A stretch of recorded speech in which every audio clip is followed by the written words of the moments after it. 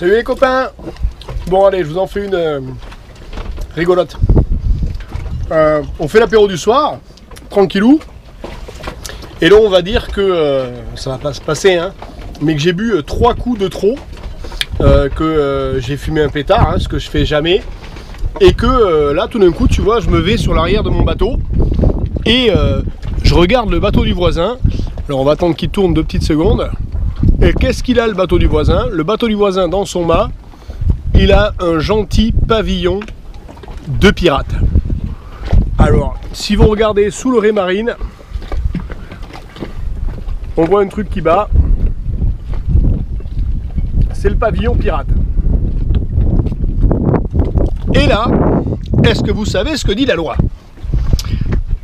Eh bien moi, je crois que la loi, elle dit ça, que s'il me prend une canne de travail, je prends mon fusil à 2 coups, je tire 2 coups de fusil dans la coque du machin et je l'envoie par le fond. Et lorsque les... Ah, je vais vous montrer le pavillon pirate.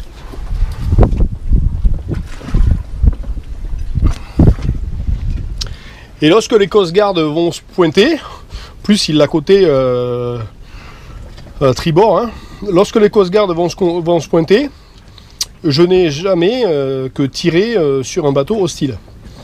Alors on va dire que bon, j'ai pas d'arme à bord, mais même si j'en ai une ou quoi que ce soit, je vais peut-être être emmerdé parce que j'ai une arme à bord. Mais ce qui est sûr, c'est que d'avoir envoyé le bateau par le fond ne va m'attirer aucun ennui. Puisque comme vous savez, il y a un code des pavillons, il est national et international, et on n'a pas le droit de jouer avec. Donc sur le parti tribord de votre bateau, il faut bien que...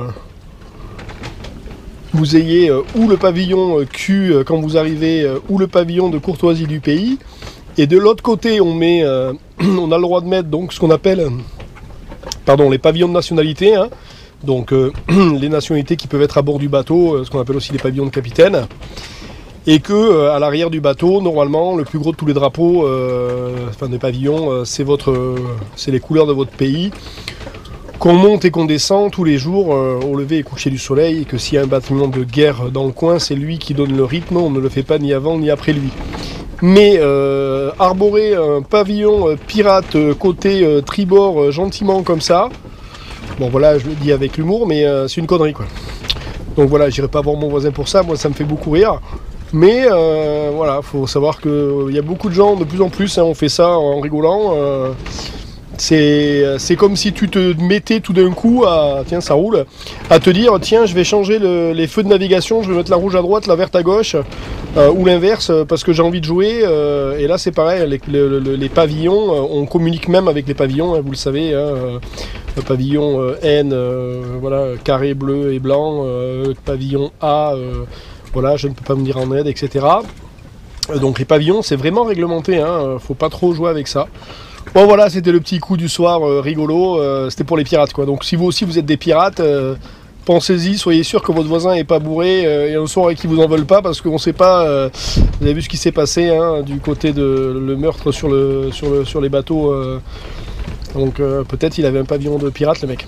Allez bisous, à plus.